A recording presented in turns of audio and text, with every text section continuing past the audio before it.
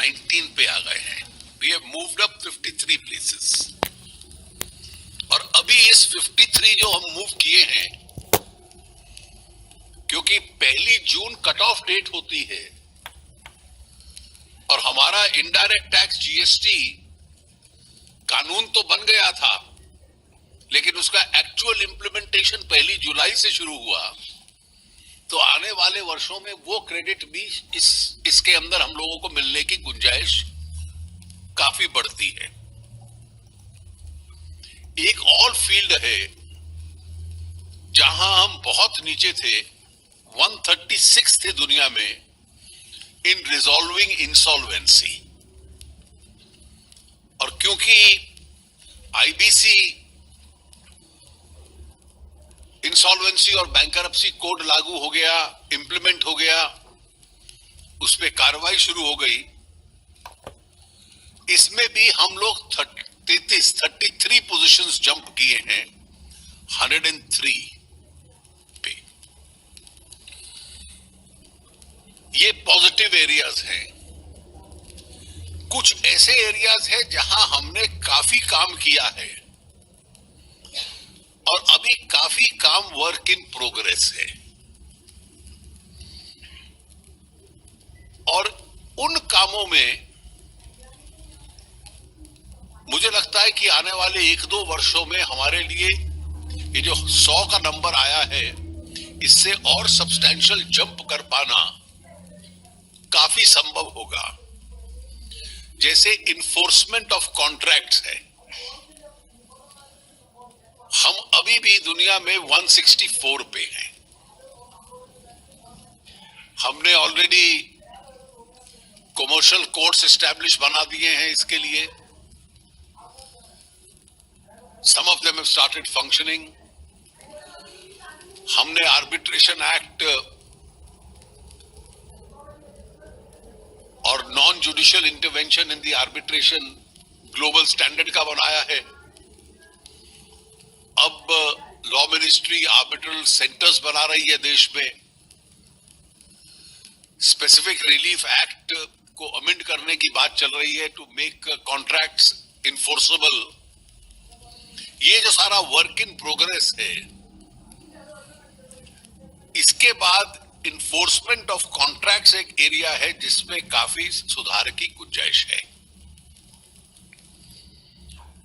उसी प्रकार से बिल्डिंग कंस्ट्रक्शन परमिट्स अब अधिक से अधिक म्युनिसिपैलिटीज में ऑनलाइन होना, परमिशंस की संख्या कम होना, परमिशंस जल्दी मिलना, उसका खर्चा कम होना।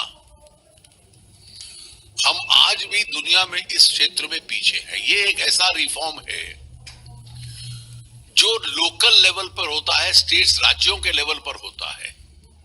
Municipalities are governed by the states और इसलिए we are going to request the states कि एक्सपीडिशियसली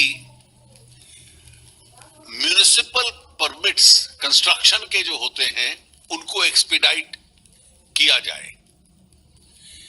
एक रिफॉर्म हमारा पूरा फैक्टर इन नहीं किया, स्टार्टिंग अ न्यू बिजनेस। इसमें हम 156 पोजीशन पे हैं। अभी हमने कंपनीज एक्ट में ये प्रोविजन क्रिएट कर दिया है कि आपको नई कंपनी बनानी है, उसका नाम सिलेक्ट करना है, कंपनी रजिस्टर करानी है। ये सब ऑनलाइन एक दिन में होता है। This is a 1 day activity now. और लाइसेंसिंग रिजीम है नहीं, तो you can select the name of a company, you can register a company. This reform has not fully been factored in this rating, and I am sure in future years they will factor this itself. Similarly, with regard to registration of properties, हमारे जितनी भी registration of properties है वो online जा रही हैं। Trading across borders, customs trade facilitation के तहत सारे कस्टम की फैसिलिटीज भी अब ऑनलाइन हो रही हैं, ताकि दिनों दिन लोगों को ना रुकना पड़े। तो ये 3-4 एरियाज ऐसे हैं जिसमें काफी काम हो रहा है। Work is in progress. And I think if we are able to expedite the work over the next few months in these areas, there is a huge scope for us to now jump up from this position number 100. The fact that in 3 years from 142 we have come to 100, and I think in those areas where we are still lagging behind, there is a sufficient amount of work going on in progress. There is reason to believe that we have a capacity to further significantly improve our position. I remember in the very first year, the Prime Minister had said, our target should immediately be to take India into the first 50. I believe this is doable. And therefore, these remaining 3-4 areas where work has to be done, we will be pushing it with all the greater force. एक brief presentation है जिसके द्वारा we'll have a first video of Honorable Commerce and Industry Minister. Please play the video message. I am very happy to note that just now I got a good news that the World Bank, which does a global ranking of countries in terms of how easy for a company to do business in that country, has increased India's ranking substantially.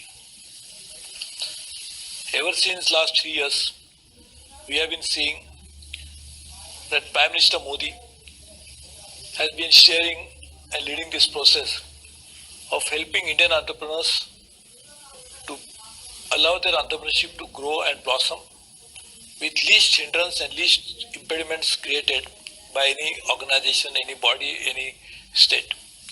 So to do that, he has taken a number of measures.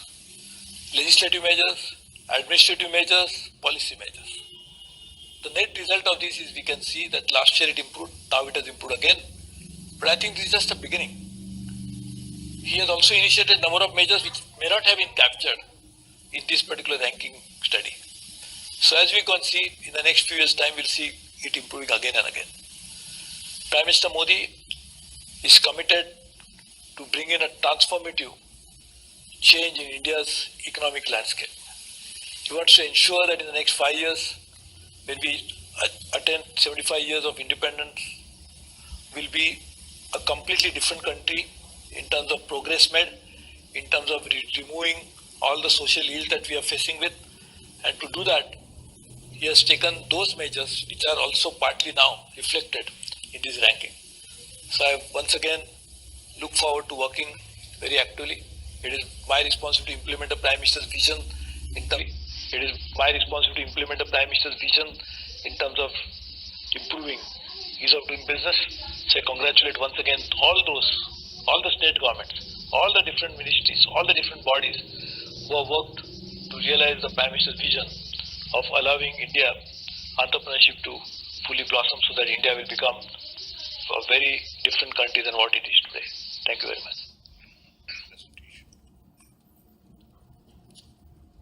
I will make this brief presentation on the reforms. Honorable Finance Minister has already outlined. There's some more details here which I can like to present to you. Let's go. Next slide. This shows basically how the rankings have changed till 2000. Before 2014, it was almost stuck at about 134, went down to 142, and now is 100. Next. In this year's report, there are some of the features. India is one of the top improvers, one of the top 10 improvers. Highest jump in rank of any country. 30 is the highest jump which India has recorded. And in 9 out of 10 indicators, improvement has been made in terms of distance to frontier. Distance to frontier is basically the international best practices. What is your distance from international best practices? So we have moved closer to the international best practices in 9 out of 10 indicators. In 3 indicators, we are in top 30. Honorable Minister has already mentioned that. And our rank has improved in 6 indicators this year. And Highest number of indicators in which a single country has been recognized for reforms is India. That's another feature of the report, and it's the only country among the BRICS countries to feature as a top reformer. In resolving insolvency, rank you have already noted, 33 rank improvement. The distance to frontier has improved from 32.75 to 40.75. The insolvency framework index has also improved from 6 to 8.5. This looks at the quality of the regulation. And we are already aware that insolvency and bankruptcy court were created, which was, it has been fully operationalized now. In paying taxes, the rank of 53 has already been mentioned, 53 ranks. Now DTF, you can see the distance to frontier has improved dramatically from 46.58 to 66. Now this is a very remarkable increase in terms of getting closer to the best practices. Payments have been come down from 25 to 13. This mostly the Employees Provident Fund was made online. That has been the major contributor. Time taken has also come down from 241 to 214 hours. Total tax rate has also come. It has the methodology of the bank that they calculate it like this. Post-filing index has gone up, and enabled electronic registration, return and payment of ESI and EPF have contributed majorly to it. Now getting credit also, 15 rank improvement has been already noted. Distance to frontier has also gone up substantially from 65 to 75.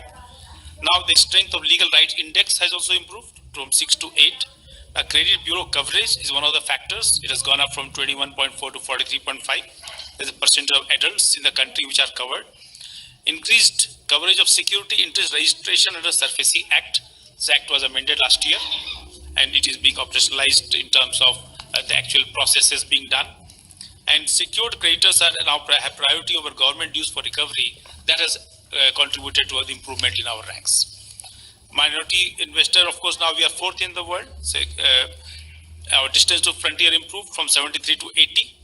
And minority investor protection index has also gone up from 7.3 to 8. Conflict of interest regulation has also improved from 6.7 to 7.3. Similarly, our shareholder governance index has also gone up. So we are in the top 5 now, which is quite creditable in terms of protecting minority investors. In enforcing contracts, our rank has improved by 8, and our distance to frontier has gone up from 35 to 40. Cost has also gone down from 39.6 to 31%. This is taken as a percentage of the claim. The quality of judicial processes has improved from 9 to 10.3. And we have, as Honorable Minister mentioned, we have now dedicated commercial courts in many states. And National Judicial Data Grid also has been deployed. That was also recognized as a reform. In construction permit, the distance to frontier increased from 32.83 to 38.8. Procedures have come down from 35 to 30. Time taken has come down significantly from 190 to 143.9 days. Cost has gone down from 25.9% of the warehouse value to 23.2%. And single online systems have been introduced, which has contributed to this. And just to mention that we have actually done large number of reforms, but as the Honorable Minister mentioned, there is a gestation period or in coming doing the reforms, getting it felt by the stakeholders, and its recognition by the World Bank. So this year, about the 122 reforms are such that which are yet to be recognized, but we will continue to work with the stakeholders and continue to work with the World Bank team so that these are felt on the ground and a positive feedback is received by the World Bank. We are also doing 90 more reforms in addition to the 122 for which work will continue. And we are very hopeful that once all these are done, naturally it will have a significant impact on the rankings. So just we wanted to show that a lot has been achieved so far in terms of a dramatic jump, but there are many more in the pipeline. Thank you. Thank you, sir. Now we'll take some questions.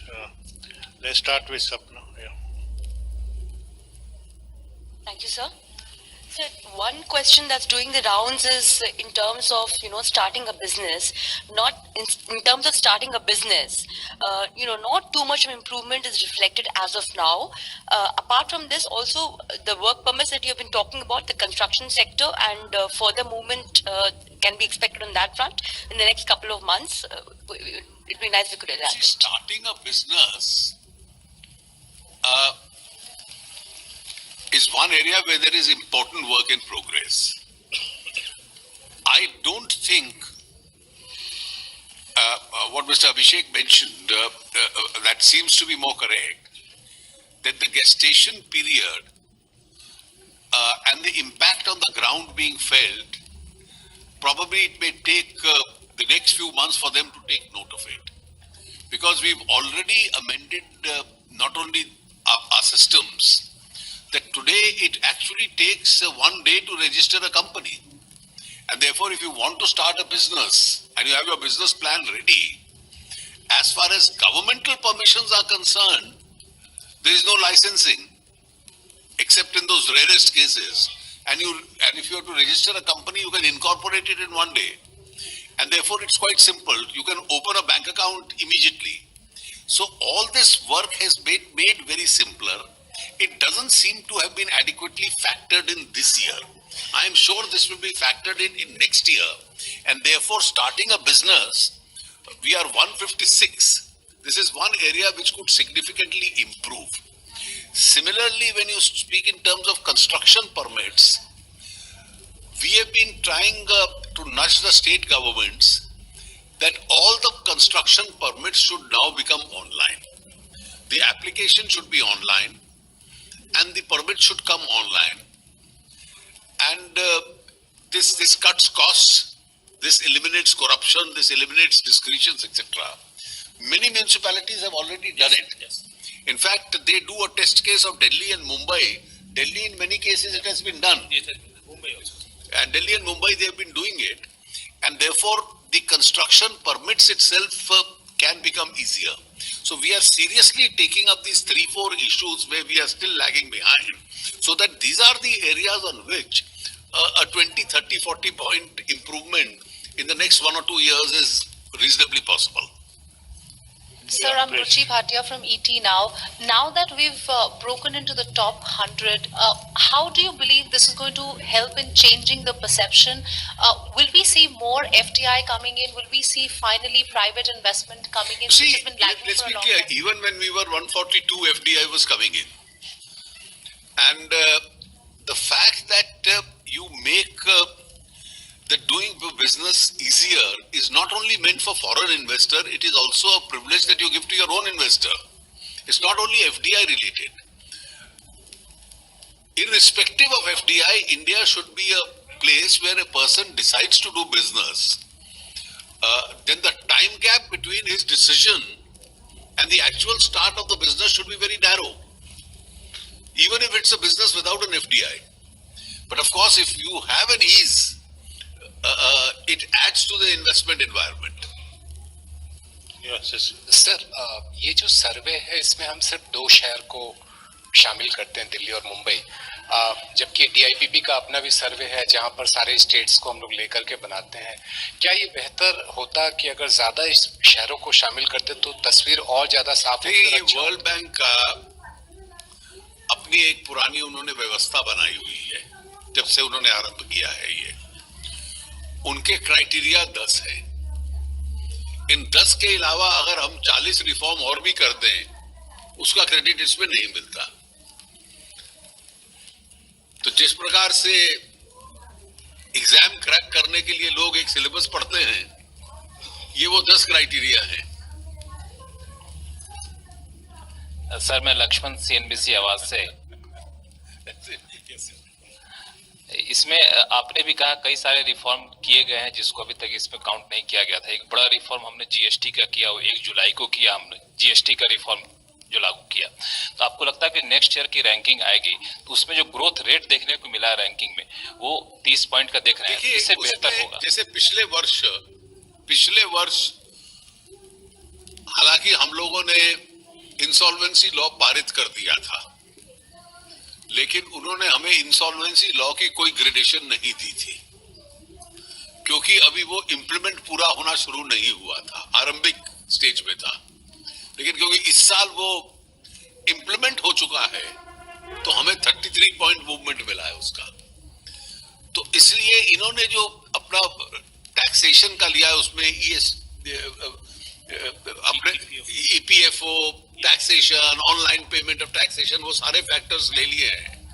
कि GST कानून पास हो गया है, उसका implementation का जो असर होगा वो आने वाले साल में आपको ग्रेडिंग मिल जाएगा. Yes, madam. Sir, Meghna Mittal from INS.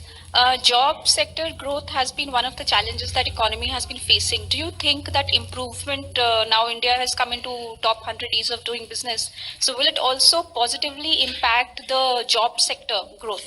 You see, any economic growth certainly positively impacts. So if the core sector growth goes up, if the investment environment improves, these are all contributory factors to that.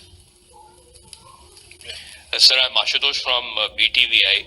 There has been a significant slippage as far as property registration is concerned. Now, seen in the backdrop of demonetization, do you see it as an endorsement of fact that demonetization has indeed taken a toll on real estate sector? Secondly, sir, a minor slippage is seen. All right, so that really is an elated finance minister as India jumps up 30 spots to be in the top 100 club on the ease of doing business list of the World Bank. It's a huge shot in the arm for our country as expected. We've moved up thanks to a whole host of reforms that have been carried out. We are now at the 100 mark. Let's take it across to Ruchi Bhatia, who was in conversation with World Bank country Director Junaid Ahmed. He spoke exclusively to ET Now, and he gave the rationale of why we featured at 100 and what will it take for us to get to the top 50. Perception globally will just continue to be positive. You know, India has been open for business for many years, but I think this year, by shifting 30 ranks in one go, and as you say, hitting the century, India basically saying we're now competing to be one of the best where businesses can come in. Now, of course, movement of business doesn't happen just because a couple of indicators change. It's over time, persistently, if these indicators change, that gives confidence to investors from abroad. And I think that this is what India has shown, that over the last 3 years, it has consistently moved the bar. And if it continues to do that, we're going to see quite a difference in the way foreign investors are coming in. But may I add, it's not only about foreign investment. The doing business indicators capture the whole regulatory framework for small and medium firms. So the domestic investment also will be impacted. And I think that if you keep your eyes on that number, you'll see that the growth in terms of jobs, in terms of employment, is really going to make a push if India continues to make these shifts over time. You know, since we're talking about the doing business environment domestically also, a lot is really dependent on the RBI, where things are headed in terms of interest rate cuts. How do you foresee the interest rate atmosphere going forward? And do you think that is going to significantly add to how easy it is going to be for doing business in India?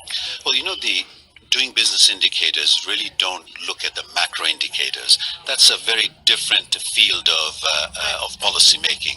Ease of doing business really focuses on, I think one of the writers of India said, the regulatory cholesterol of the country. So those are very, very different issues. Where interest rates are going to go, where macroeconomic policy is going to be, what will happen to inflation. That's a whole set of different issues and not really captured by the indicators. While India has made substantial progress in terms of its ranking, moving almost 30 spots up, there's still a lot of work that needs to be done in terms of starting a business, enforcing contracts, dealing with construction permits. And if India wants to break into the top 50, what are the kind of reforms that the World Bank would want to see? Well, I think first of all, I would say please persevere. It's been 3 excellent years. There can be 3 more excellent years coming down the pipeline. So across the indicators, if India continues to persevere. Second is India this year introduced something which is very important: feedback surveys from the enterprises. That I think gave government real live information of what needed to be done and what changes needed to happen. I think India needs to continue doing that. And the third is, we've seen this in Mexico, we've seen this in Russia, is the ability to coordinate at the highest level the different parts of government and keep the momentum going. And so I think where the Prime Minister's office is really going to put the role of coordination, whether it'll be inside the PMO, whether it'll be in DIPP, but the ability to coordinate, I think is going to make the big difference. All right, and what kind of role can the states play? I mean, you know, we do know for a fact that the World Bank is also going to rank states going forward. How do things really shape up? Because right now we're looking at only two cities, that is Delhi and Mumbai. In future, is the World Bank looking at probably expanding its scope and looking at other cities as well? And how are the states really faring? Because ultimately it goes down to the wire, and states have to, make the requisite changes, isn't it? Well, actually, two very different questions. In terms of the World Bank's methodology, we're really doing two cities per country, just to create a uniform comparison, if you will, across countries. I'm someone who's advocating within the bank that in big countries and federal countries like India, we should actually bring in more cities. And with some luck, and maybe this year or next year, we may be able to add 6 or 7 more cities to our survey. So that's something that we're doing. We're looking at in the World Bank. But India already has taken a big step and has started the subnational indicators program, where it has created a competition between states, precisely because of what you're saying, that ultimately the future of India lies in capability of states to move forward the growth process. So I think the India's own ranking state is going to have the impact that I think your question is implying. I cannot let you go before asking the kind of impact that GST will have. This year, it's not been accounted for in the rankings, but from next. Answer. Right, so that's Ruchi Bhatia in conversation with Junaid Ahmed, the India Director of World Bank. But I've got a stellar lineup right here, and joining us on the show, apart from the panel that was with us, is Mohit, Saraf, and of course I've got two very, very special guests. Mr. Ramesh Abhishek, Secretary DIPP, joins us, and so does Shobhana Kamine and E-Preston CII, who represents the voice of Indian industry and India Inc. Mr. Ramesh Abhishek, thank you very much for being with us. In a lot of ways, you've been pushing this agenda with the government, so I think you deserve a big thank you. We've jumped about 30 odd points there.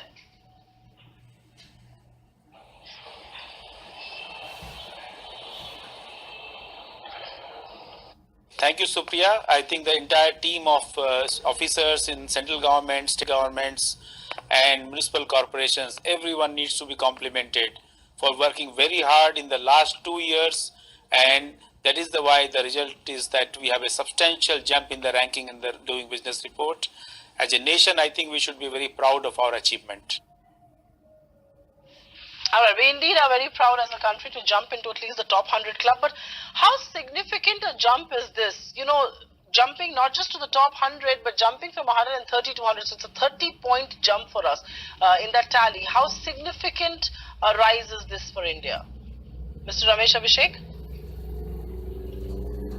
See, this is the highest jump of any country in this year's report. This is the highest jump ever for India. India has never been that good at 100. We have always been much higher since this Doing Business report came about. And I think it gives a big morale booster as well. And apart from giving a signal to the entire community, both domestic and international, that these all Doing Business reforms being done by Government of India in partnership with the states are actually working on the ground. And this is a remarkable improvement from any standard. Is this a measure of improved investment climate in the country? I mean, given the fact that we've jumped on a whole host of things, and just for the benefit of our viewers, if we can keep playing the part, I think we've jumped on a whole host of things: enforcing contracts, resolving insolvency, paying taxes, protecting minority investors, getting credit. You know, we've jumped on a whole host of parameters. My question really is, do you believe this is a measure and a mark of improved investment climate in the country, Mr. Ramesh Abhishek? Definitely. As a matter of fact, we are seeing enormous interest of particularly foreign investors in India, because they are looking at the very positive growth story in the medium and long term. They are looking at the growth prospects. They are looking at the large middle class, increasing purchasing power, and the fact that the governments have embarked upon a series of transformative changes, which actually is removing the structural bottlenecks in our economy. So that is going to have a lot of impact in the medium and long term, and the investors are very enthused by that. And the investment promotion work being done by the central government, by many states, coupled with the ease of doing business movement that has started in the country. And it's not just central government, the states. I must say the states are really working very hard on it now. So as a team India, I think our work is showing now as shown by the World Bank report. You know, I'm going to actually get a quick reaction from Indian industry because Shobhana Kamineni also joins us right here on ET now, and she represents India Inc. as President CII. And Ms. Kamineni, I asked this question to Mr. Ramesh Abhishek, is this a measure and a mark of improved investment climate? To you, I'm going to ask the same question, but I will also give a follow-up that if it is a mark, then why is private investment not taking off? If things are better, if governance is better, if investment climate is better, if ease of doing business is better, why is private investment not breaking ground, and how soon before we see that kickstart? So, doing business to make a function of getting your businesses started or getting your businesses closed is really not the ultimate measure of an economic environment. There are many things that need to be done. So what we were seeing, were the headwinds that were coming, which were quite forceful from demonetization and, just the complexity of GST. So you saw reduced consumer spending, you saw a bit of anxiety in businesses, but now with that removed, I think you'll find that, and it was never that the interest of the world was not in India. But all of a sudden, you're going to see that when you see that it's easy to do business, it's clearly there. That state to state that they understand it, what's important, that the center has put together measures, and more than that, you're going to see a new climate of investment. The second surge of investment that first is going to come from the recapitalization of banks. So there's going to be more money to be, for businesses to start spending. And two, the projects that are being announced now, whether it's the high-speed rail or the freight corridor or the 7 lakh crores which is going to be spent on Bharatmala, it's important. Those are the things, all these need to come together. Okay. That's a fair point indeed. But before I move any further, I must also address this whole question of Delhi, Bombay. And I think Junaid Ahmed in that interview with Ruchi Bhatia very categorically said that he's pushing for 6 or 7 more cities to be added to that. Hi Mohit, I'm going to throw this one to you. I would have actually come to you on enforcement of contracts, but will things change considerably if most cities get into this? Because, one of the questions that I want to ask, and I will take it up next, is this really a reflection of the reality on the ground? But, this is just Delhi, Bombay. Is this what firms perhaps encounter? Mohit Saraf? This is actually a process. Yes, this is clearly a process, and I see things improving, transparency improving, regulatory arbitrage coming down. I would say these are actually, if Delhi, Bombay improves, then the other cities around Delhi, Bombay will start improving. So I would say it's an indicator. I would say it will probably, that's the reason that we did not improve on the construction. I think the government focused on construction, but this is something a state subject, and a lot of state governments get involved, but we barely improved by 2-3 points. So I would say construction is something we need to work a lot. But I would say on enforceability of contract is another thing which you talked about. We need to work a lot. But I think one thing which is very exciting is that minority rights, we are right up as a fourth, and most private equity investors should get some sort of a comfort that even if you're a minority investor, you're an FII, your rights are protected. Okay. Fair point indeed. Before I go any further and we delve into each of those points individually with Sandeep Parekh and Frank D'Souza and DK Joshi and Ajay Dua, also I want to take a quick point with you, Shobhana Kamineni, and one of those has to be the point that I just raised with Mohit Saraf, that this is about 2 cities, Delhi and Bombay. Sunil Mittal was at the ET Awards and he said on the ground things are not as easy. Ease of doing business needs to be done even more. Is this ranking a reflection of the reality on the ground that companies in India face? Shobhana Kamineni?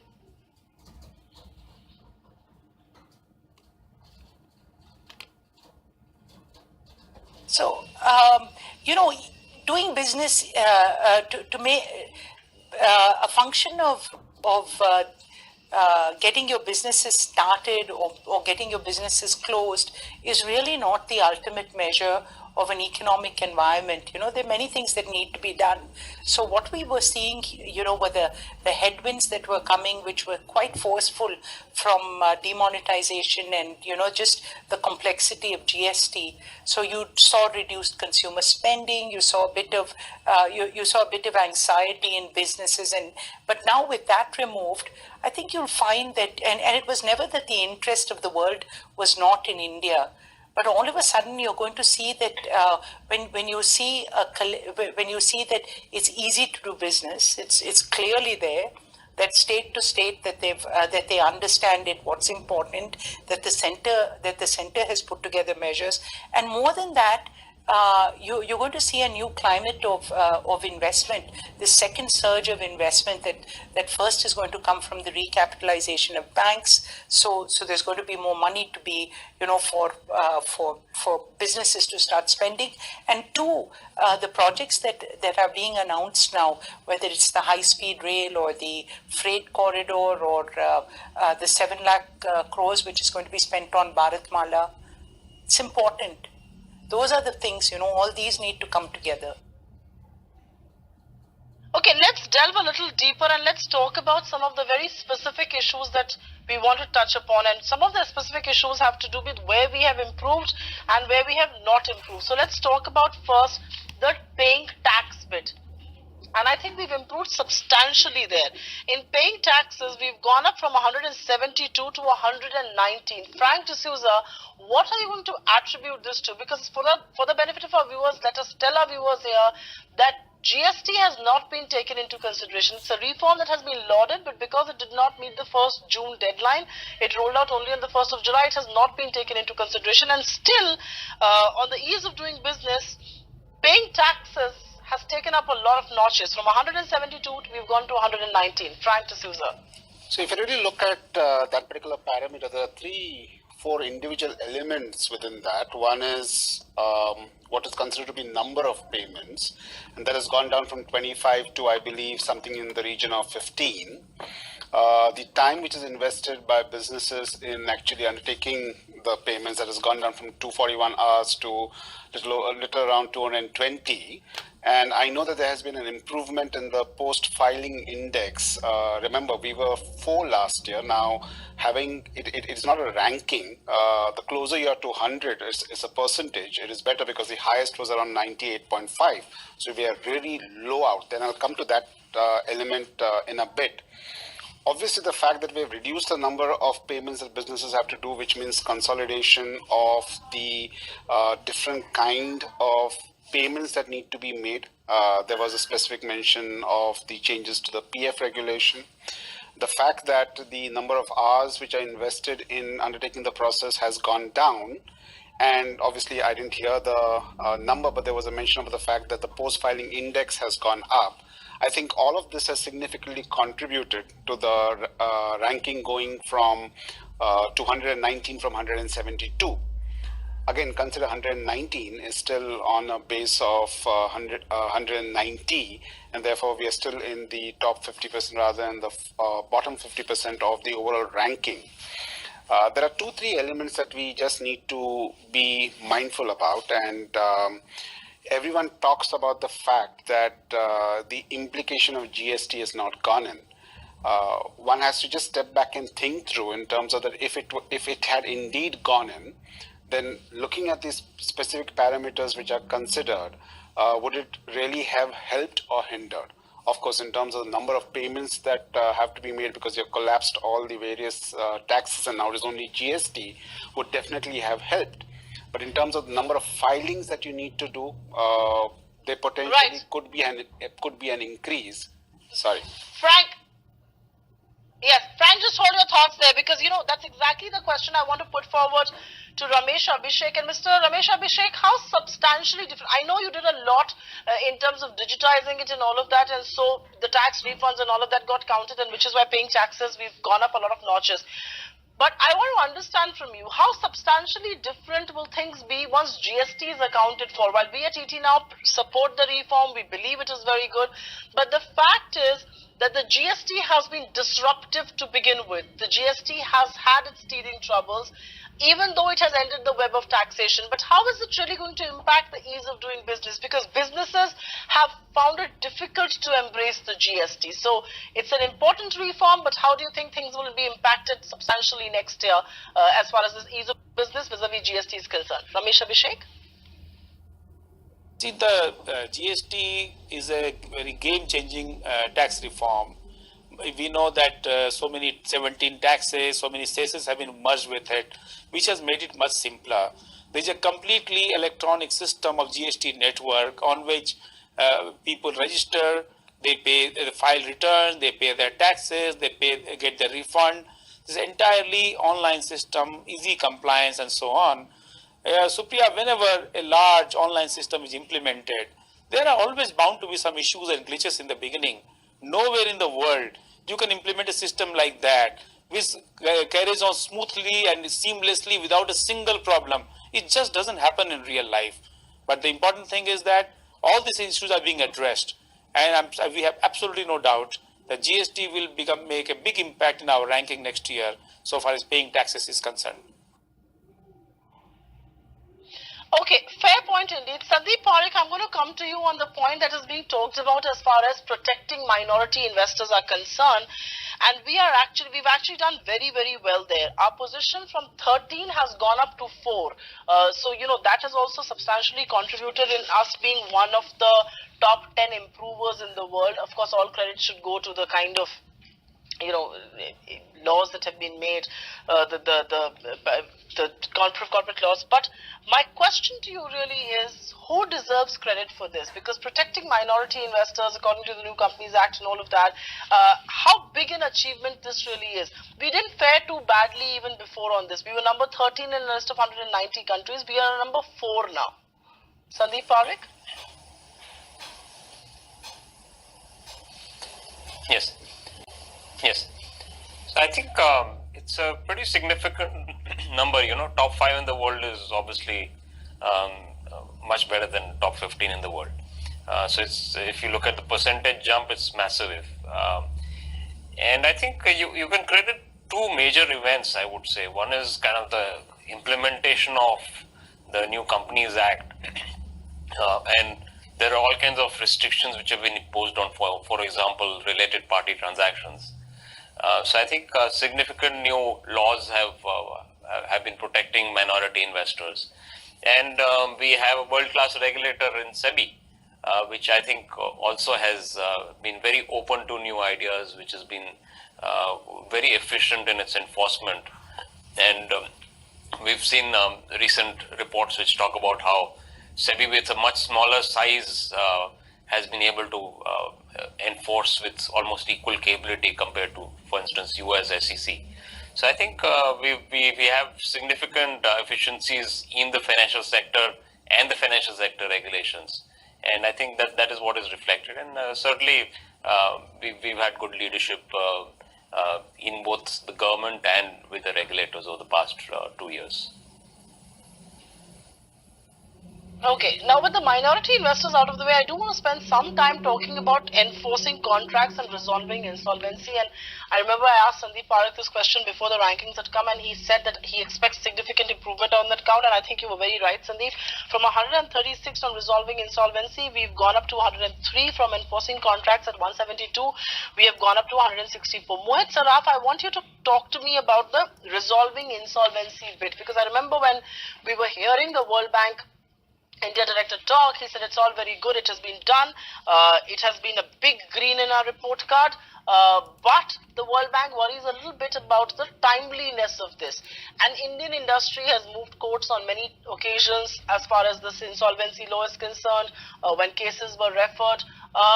Is time-bound insolvency resolution an issue that you lose sleep over? I mean, I know there are strict deadlines given, but because there is an interference of the courts, because corporate India moves court against it, do you believe the timely resolution is where the challenge really lies? Absolutely. I think the timely enforcement of lenders' right, creditors' right, I think the setting up NCLT and even the high courts and Supreme Court thinking judiciously whenever somebody is trying to challenge these things, all these things are creating a positive enabling environment where creditors' rights are being protected. And I remember that a World Bank in one of the reports had said that it actually takes 4.3 years to resolve an insolvency in India, and then also you get 25 cents to a dollar. So now moving from what almost to 103 position is a significant improvement. But again, I would say if you think about lenders, they make 200 basis point, and even our current position at 103 is not good enough for international commercial lenders to participate, particularly when domestic banks do not have cash, though they're getting some cash. I would say it's a long way to go, but it's a very positive, I would say, direction. Particularly, I would say in last few years, when capital markets, bond markets are picked up, this will be a very positive thing. Banks will look and creditors will look at it, that India is improving, a lender's right will get protected, and it'll get resolved in 12 months and maybe 18 months maximum, and these are positive things. But again, this is not the end. This is just a beginning and a long way to go before creditors' rights are protected. Okay, and there's also a distance to frontier thing. I want to take a big picture question with Mr. Dua, but before I go into that, I want to address this insolvency issue and the enforcement of contracts issue with Sandeep Parekh as well. And Sandeep, while we have improved from 136 to 103, Mohit Saraf doesn't seem to be too impressed. What's your own reading? Do you believe it's a beginning well made, or are you a little disappointed that despite the fact that we've actually implemented something as important as that, we haven't got up, at least even in the top 50, top 75, top 100 club. We're still stuck at the 103 on resolving insolvency and 164 in enforcing contracts, because that's where the role of courts and everything else comes in. And how much will you blame Indian industry? Because you have a resolution mechanism in place now, and if courts are still being approached by Indian industry, they have just themselves to blame, right?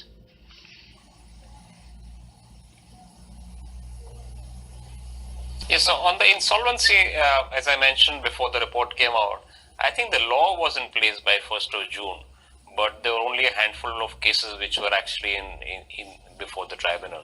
So I think it's kind of now taking shape. We've had 2 Supreme Court rulings on various issues. We've had a lot more development since then. I think there's been a lot more hands-off approach by the courts and a lot more empowerment of the entire resolution bankruptcy process, which is being respected. So I think by next year you should see a much more significant jump in the rankings. As far as enforcement of contracts goes, I think we are pretty dismal, and I think part of the problem is with the judiciary, which is somewhat immune to the processes, and they've since 1992 they've taken complete control over appointment, transfer, all kinds of disciplinary action against other judges. So I think there's something where a lot more accountability needs to seep in, and I don't see an immediate solution to that because of this disconnect between performance and accountability versus how the functioning actually takes place. Okay, I will take a quick question with Ramesh Abhishek. And Mr. Abhishek, India seems to have done well, like both Mohit Saraf and Sandeep Parekh insist we have. Of course, a long way to go on enforcing contracts, and that's where judicial reforms come in. But the World Bank seems to be a little worried about the fact that it is perhaps not being done in a timely bound manner. And the whole exercise was envisaged with the idea that this is going to be done in a snapshot, 120, 180 days, those kind of deadlines were being worked with. But of course, then came in the interventions. Can you address that concern at all, Mr. Ramesh Abhishek? This improvement from 136 to 103 has happened this year because finally, after so many decades, we have a insolvency and bankruptcy code in the country. It has been fully implemented in the last 1 year. Insolvency and Bankruptcy Board of India, NCLT, NCLATs. I must say that the speed with which this has been implemented is very remarkable. In any other country, this would be given the credit that it should. What World Bank has factored into this year is having this code, having very positive provisions, so that secured creditors are given preference over even government dues and so on. But next year, when finally the cases are disposed of by the NCLTs, then we will see the real impact on the ranking. And we expect this to improve much more once the resolution of these cases happen in NCLT next year. Oh, absolutely. And the resolution on the cases won't just improve our ranking, it will also help resolve the NPMS to a great extent. But Mr. Arun Kumar is also joining us right here. And before I come to you, I'll take a quick question on some of the fault lines that exist with Mr. Dua right here. And Mr. Dua, the fault lines perhaps exist with starting business. We've gone from 155 to 156, very marginal slip, but a slip indeed.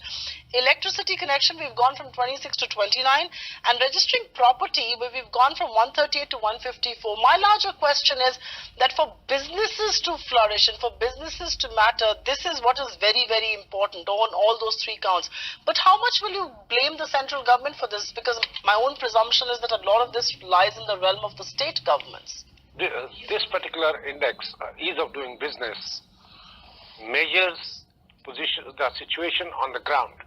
Some of these might be within the purview of the federal government, but many, at the cutting edge are the provincial governments, their municipal corporations, and their revenue authorities in the districts. It is not a question of the state government being blamed or the central government getting the credit. The central government, as a nodal agency, is coordinating the efforts of everybody. The fact of the matter is, yes, there is need for centralizing some of these monitoring issues, not taking away powers per se, and I think that's what DIPP and the Prime Minister's office, which has been overseeing this, has been concerned about. The central government has been writing to the state governments, has been in touch with large municipal corporations like the one in Mumbai. So unless progress is made, not only in lawmaking, but also its implementation, we would not see similar increases, similar improvements in the future. But making the laws, making the regulations is a starting point, and that's what the World Bank has recognized when it says that in the last 15 years, South Asia has seen over 100 reforms, major reforms concerning these 10 fields in which it monitors the ease of doing business, and there it gives credit to India for being responsible for as many as 37 of these. Okay, I've got two very special guests joining us right here, and I've got Mr. Arun Kumar and I've got Arvind Virmani right here. And Dr. Virmani, thank you very, very much for being with us, and thanks very much patiently as we tried to get the technical glitch sorted and come to you. How impressed are you with India jumping up those 30 notches? Did you see it coming? Do you believe we now have the potential to break into the top 75, top 50 club, because we've climbed up 30 notches in just a year? And do you, like a lot of others here, also believe that this is a big achievement, given how complex as a country we really are? Dr. Virmani. So there are many issues. So let me start with some of them. The most important point here for me is in terms of credibility. You know, in 2014, when they said that they would try to go to 50, there were only a few cases, some of which I pointed out, others pointed out, like Saudi Arabia and etc., who had focused on this particular index and been able to make a big jump. But as we saw last year, there was not much change. So there were doubts beginning to arise. So those doubts have certainly now been very clearly and decisively been removed. And therefore, this will add to the credibility of the government when it says that we are going to and we are continuing to improve the ease of doing procedure. So that I think is the most important. Second point, which a few people have made, which I'd like to make, is that, you know, many large companies, whether they are Indian companies or foreign companies, have their own ways of judging. They have people, they can send people, they can ask other people. But where it makes a big difference is for the small and medium, particularly in countries like Germany and Italy and even in the US, from which we haven't got, higher tech smaller, more sophisticated companies come in because they find this reputation of India as a very bureaucratic place, very formidable. They are scared of it. So that is an area where I expect it to make the big difference, especially if the government of India makes an effort to communicate these new findings to them. And the third point I would make is with some of the remaining areas, but I can come to that after others have had their say. Oh, absolutely. We'll keep coming to you in this debate because it's important to touch upon the specifics as we look at the larger picture as well. But I'm going to take this to Arun Kumar. And Mr. Kumar, one of the things that these ratings are very important is that they give you a sense of the investment climate in the country.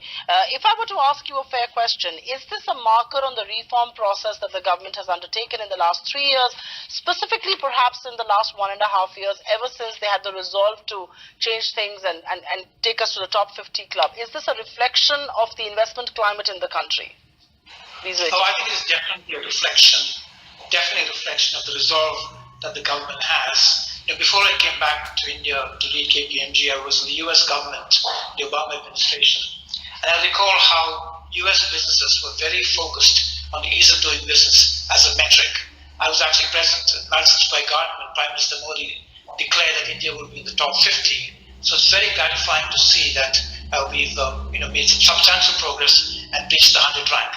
The answer to your question is yes, this is an important signal to investors. In fact, there have been some study, I think it was a World Bank study that sees a correlation between long-term growth in FDI and the improvement in the distance to frontier scores. Okay. I want to take a question with Dr. Virmani before I move any further and just get your views on a topic that we've touched upon briefly while you were joining us, but I do want to talk about that just very quickly. The real reflection, is this the real picture on the ground? I mean, Dr. Kumar is right in saying that it is perhaps closest to what can be, but is this a real reflection? Because this is just Delhi, Bombay. This isn't the rest of India. This is perhaps big corporates that have answered these questions. Is this a real reflection of how things on the ground really are, Dr. Virmani? I mean, how confident are you of this being the real picture? So, you have, So you have to be very careful. This is a benchmark which is applied to across the world, and we use it, or people use it, others use it, researchers use it, companies use it for a comparative picture. So it's very important to, by definition, a benchmark must be standard. As the World Bank person, Junaid, has explained, their practice is that they have chosen two cities from every country. That is the benchmark.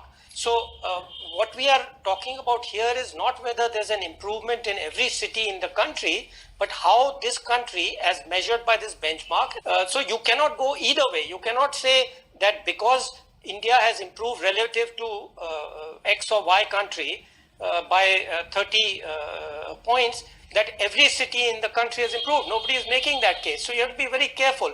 But we cannot question a benchmark every time we either like or don't like the results. So you have to be very careful on this. Yeah, that's a valid point indeed, that this is a benchmark that is being used across those 190 in the list.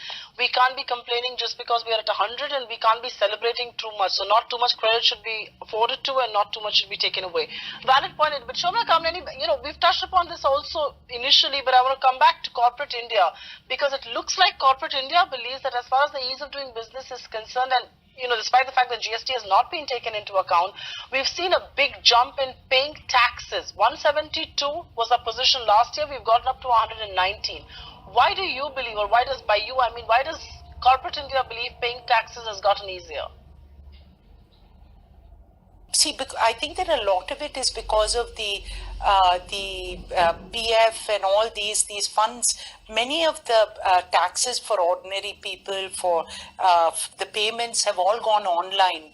And I think the more that we move towards online and take out the human element, those are the places where we're going to see greater jumps.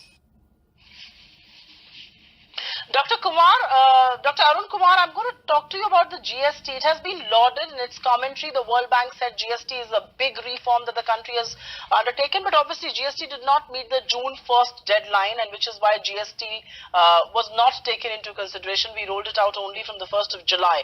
How big a difference do you think the GST will make in our ratings next year? Because, I don't want to be trigger happy and jump the gun and say this is the biggest reform, but it has had its notches, because the fact is that the GST on the ground has been disruptive to begin with. It's an important reform, but it has had its share of troubles with Indian industry.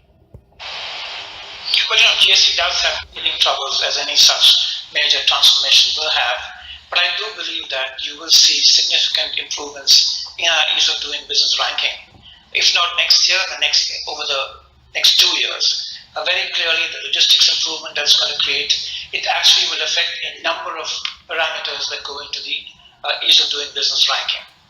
So I do believe that we will see the results of this in a couple of years.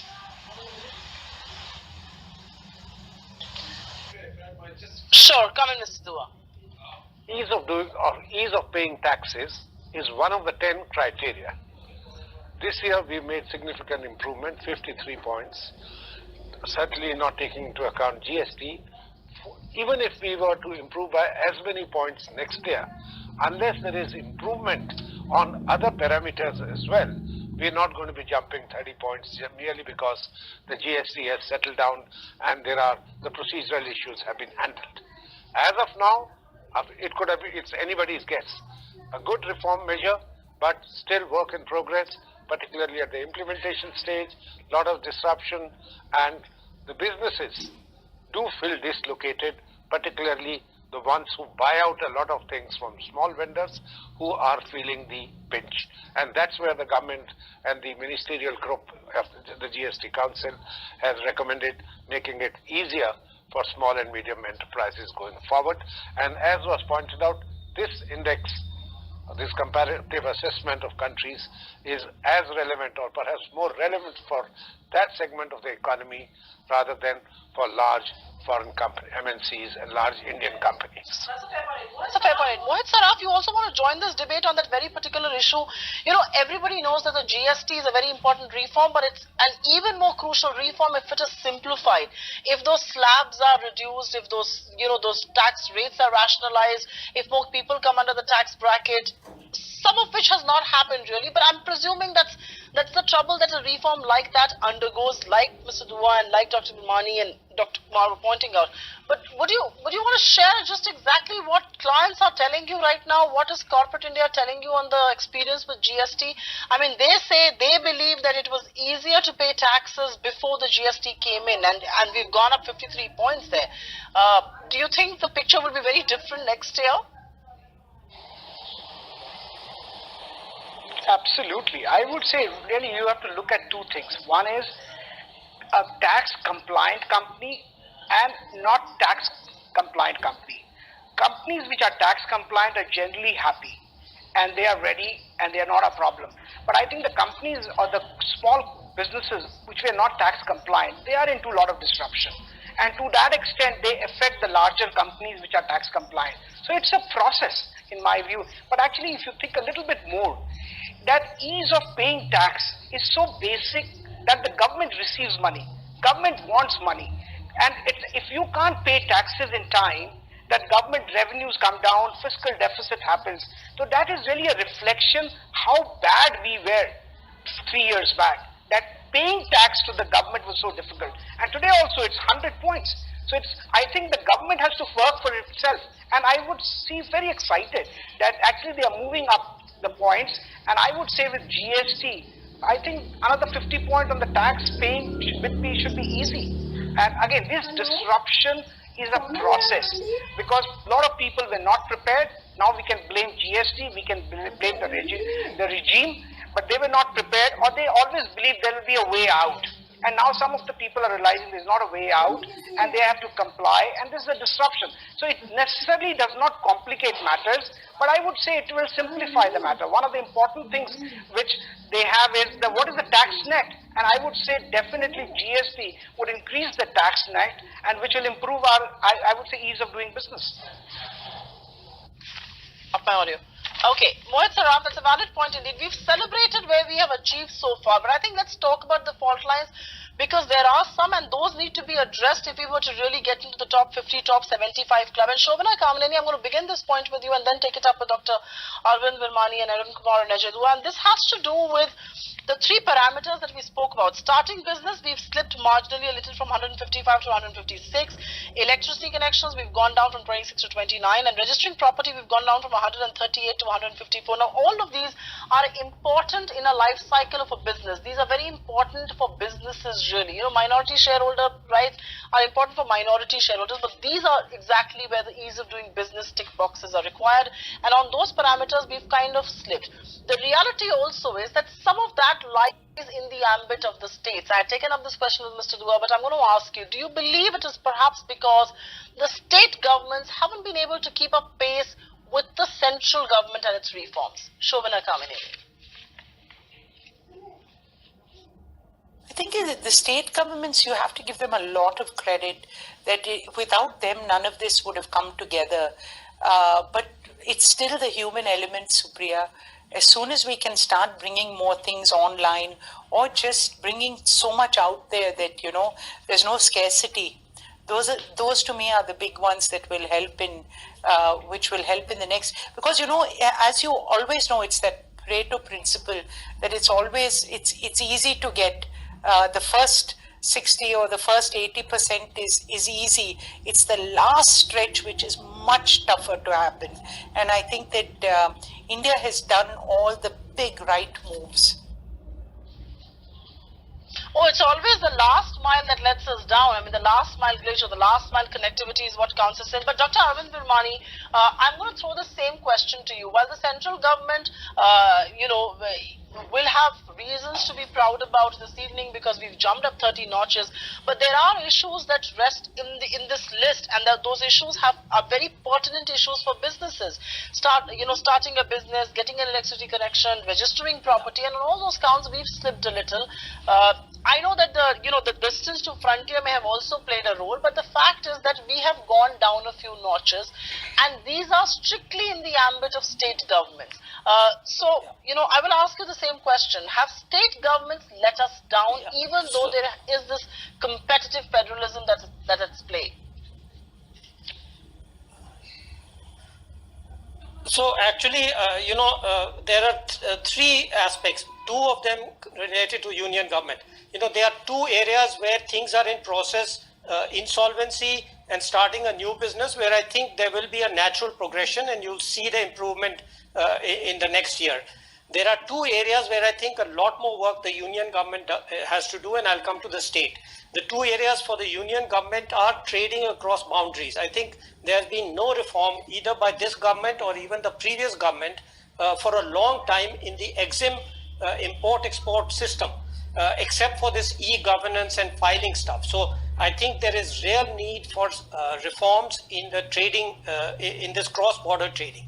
And as has already been pointed out, the paying taxes depends critically on the implementation of GST. There's enough time. You know, you've got to remember that the cutoff point is June. So we've just passed 4 or 5 months of transition. There is enough time if the government is determined to make it much, much easier to pay GST taxes. So they have to focus on it. On the state side, yes, there are two big problem areas which remain problem areas. One is, of course, the building contract permits and the registration of property. Now, these are the two areas of state which really will require very hard work. Because one of the things which my analysis of the economy showed was that there is a whole sector of investment for household in terms of housing and construction and so on, which is getting squeezed. From the top, we have all this demonetization, black money processes which are trying to make it criminal to have black money. And on the ground, you have these same old processes at the state and municipal level which are trying to squeeze money out of you. So this middle has been caught. And unless we change this bottom, and which involves a lot of work with the states, I think the states have been perhaps praised over much, but they have a lot more to do. So unless we focus on these two areas at the state level, and that also brings the other point which many have kept raising, that the effect on the economy. Solving these two state level problems will have a big effect on investment.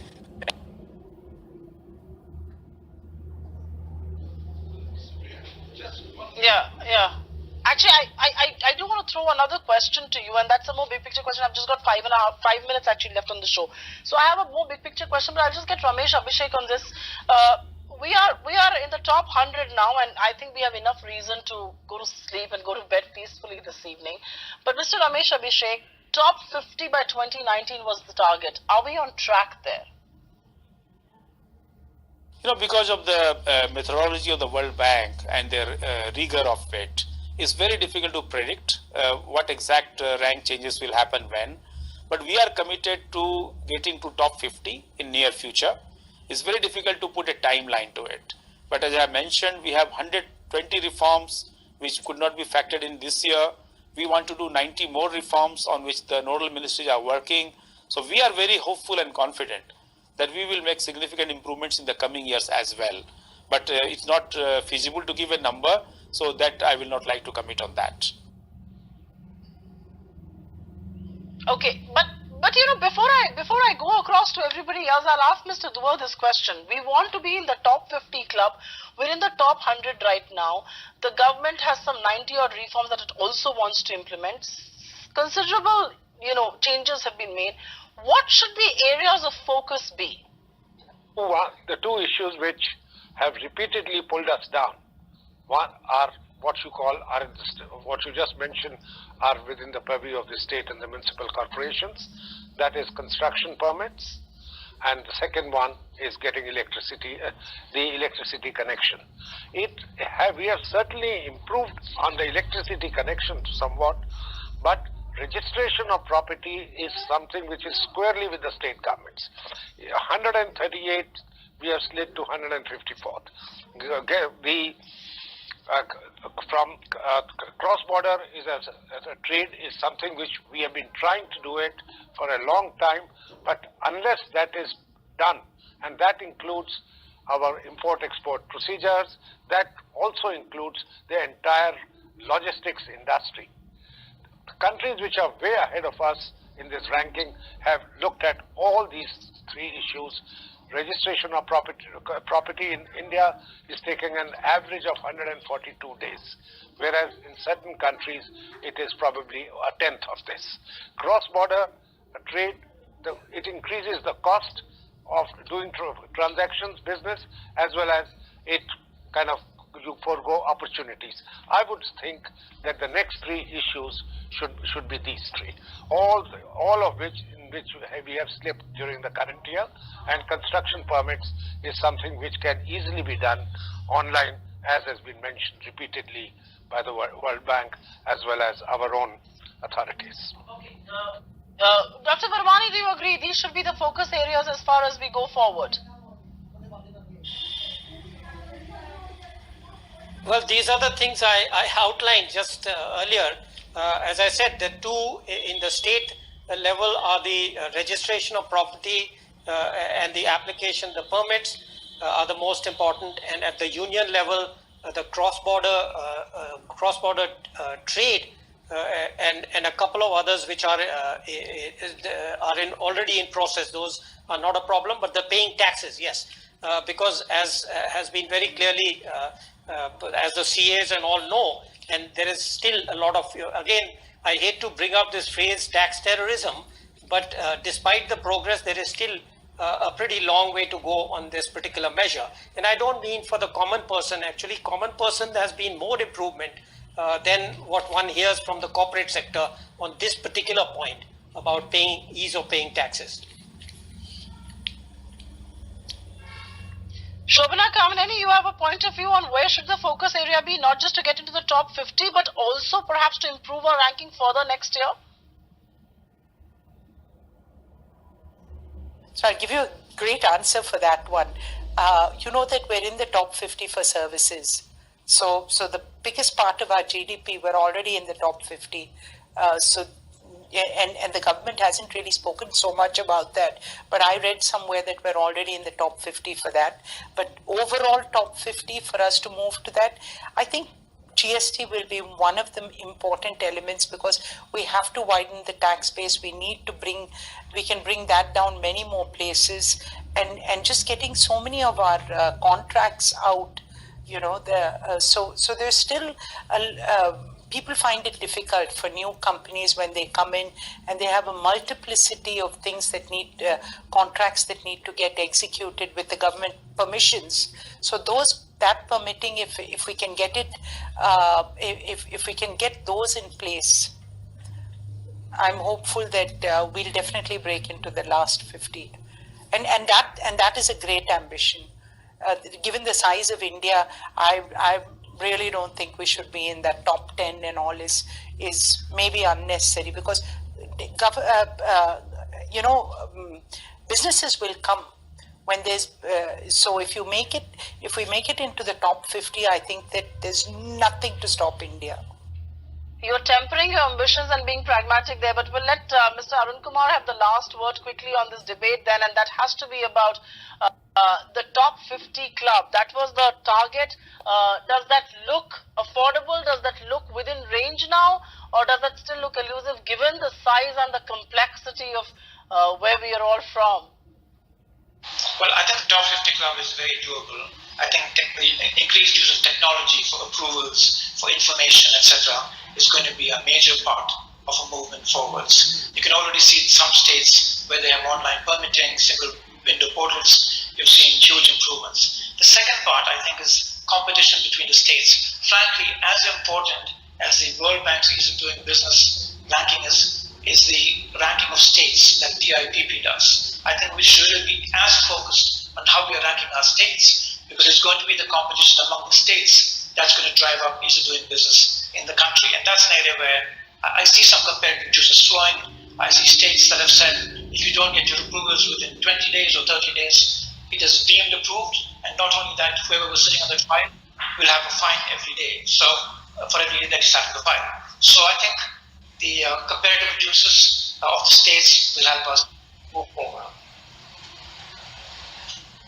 Okay, so competitive juices of states will perhaps see the day through as far as India's competitiveness on the index is concerned. But thank you very, very much, Dr. Arvind Virmani, Mr. Arun Kumar, Mohit Saraf, Sandeep Parekh, Shobhana Kamleni, Mr. Ajay Dua, and of course Mr. Ramesh Abhishek for joining us on this very special edition of the show right here on ET Now. India in the top 100 club at number 100 in a list of 190 countries in the ease of doing business. India Development Debate is up next. Stay right here for that.